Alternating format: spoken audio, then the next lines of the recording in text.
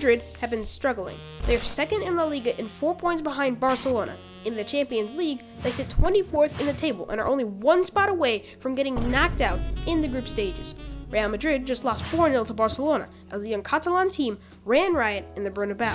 They just lost to Liverpool 2-0, and their star Mbappe, well, not only did he drop an absolute stinker of a performance, not only did he get completely destroyed by Connor Bradley, a 21-year-old kid, not only did he get literally flipped over by a push from Van Dijk, but to top it all off, he missed a penalty that could have equalized for Los Blancos.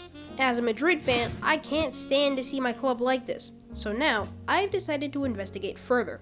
I've devised 5 reasons why I think Real Madrid have been so poor, starting off with the first problem, which you probably guessed is Kylian Mbappe. Now, let's move on to the good that he's done. Well, he has 11 goals and assists in 19 games, 7 of those being goals, so that's good. But unfortunately, that's where the praise ends. First of all, 3 of those goals were penalties, so not necessarily the most skillful. Second of all, this is quite a low stat for Mbappe, considering that most people at one point considered him the best in the world. Take a look at this graph. Look at PSG. He generally had an average of 1.47 goal contributions per 90 minutes, meaning that he essentially had a goal contribution every game, and half the time did it twice. But now, take a look at Real Madrid. Only an average of 0.7, almost half of what he had at PSG. Now, to be fair, Ligue 1 isn't as high quality of a league as La Liga, and La Liga is a much harder league. But still, he should be doing better, especially being considered the best in the world. These stats aren't horrible, but comparing to Benzema over the last decade, he has averaged 0.95 goals and assists per season. This isn't even including the season where he won the Ballon d'Or. Mbappe's stats at PSG were much higher, but once again, that's Ligue 1. And comparing to Ronaldo, he gets blown out of the water, with Ronaldo at 1.42 goals and assists per 90 for Real Madrid. Mbappe simply isn't up to speed when it comes to Real Madrid.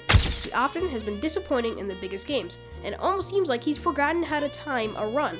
Seriously, Mbappe had 8 offsides against Barcelona, breaking a record for most offsides across the top 5 leagues for over a decade. It also doesn't help that Mbappe isn't a natural 9. He's usually used to playing on the left. I mean, the club literally has 3 players who play best on the left wing. I don't understand why we haven't bought a right winger. Rodrigo is good on the right, but better on the left. Mbappe can only play left, and Vinny is best on the left as well. Mbappe is forced to adapt to the striker role, but he hasn't. He 100% needs to step up, but so far, he hasn't. So what's the solution? Benching him. It's benching him. Unfortunately, it's unlikely that he will be benched, but he isn't the only problem that's plaguing Real Madrid at the moment. The second issue is injuries. To show you how bad the injury problem is, let me name off everyone that is currently injured. Camavinga, Vinny Jr., Rodrigo, Tchouaméni, Eder Militao, Carvajal, David Alaba, and players that were injured at one point are Courtois, Lucas Vazquez, Raheem Diaz, Ferland Mendy, Tchouaméni again, Jude Bellingham, Mbappe, and many, many, many more. That is 13 people that I have mentioned off the top of my head, and the Madrid squad size is 22 people. So what's the solution to this problem? Well, players need to be playing less games. The number of games has radically increased as time has gone on. I even made a whole video about it. Ancelotti needs to be rotating the side far more than he has. 8 of the 11 starting players have played at least 1 minute in every match barring injuries. This is a crazy stat. Now let's take a look at the minutes of a few other players. Arda Güler has played only 439 minutes this season, and the main reason he has played this many so far is because of injuries. Endrick has played only 139 minutes this entire season. So injuries have been a big problem for Real Madrid, but maybe not as big of a problem as Bellingham, who is the third reason why I think Real Madrid are struggling. But it's not necessarily his fault. Bellingham's stats aren't horrible, but not particularly impressive either, only having 6 goal contributions in 15 games. For comparison, last season, Jude Bellingham had 15 goal contributions by the time he played his 15th game. Now, why is this?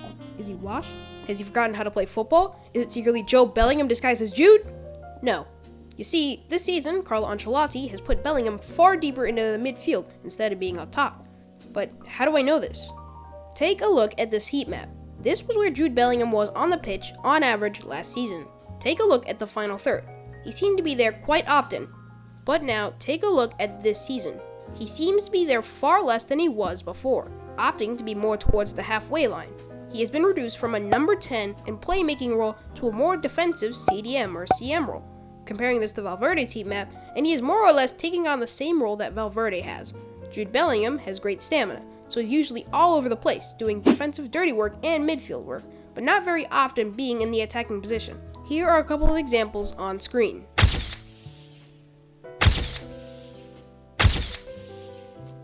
Based on all of this evidence, it's clear that Jude isn't able to get as many opportunities to score as he was able to before. But why has Ancelotti done this? It's Mbappe. Last season, the club didn't have a proper number 9 up front, and thus Bellingham usually played further up the pitch, playing as a number 10, or even a false 9, with Vinny and Rodrigo on the left and right respectively. But now, with Kylian Mbappe, he takes that 9 spot, and Bellingham is forced to be further back now because the space he was filling last season is being filled by Mbappe now. Ancelotti needs to find a way to get Bellingham back into the attack more often, because he's a player that can create something out of nothing. Ancelotti so far hasn't done that. And that's why I actually think he's the 4th reason why Real Madrid have been doing so badly. The previous 3 reasons I mentioned all can relate back to Ancelotti. So far, he hasn't done the best when it comes to getting the best out of this Madrid team. Like with Mbappe. Mbappe is definitely having a confidence crisis. Ancelotti needs to bench him. Ancelotti is also a big reason why there are so many injuries. The team barely rotates, like the stat I mentioned earlier, where 8 of the 11 starting players have played at least 1 minute in every game. During the smaller games in La Liga, Ancelotti needs to bench his stars and save them for bigger games.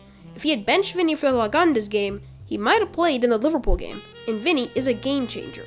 I'm not saying that he would have single-handedly won, but you never know. I'd also argue that he's wasting Bellingham's talent.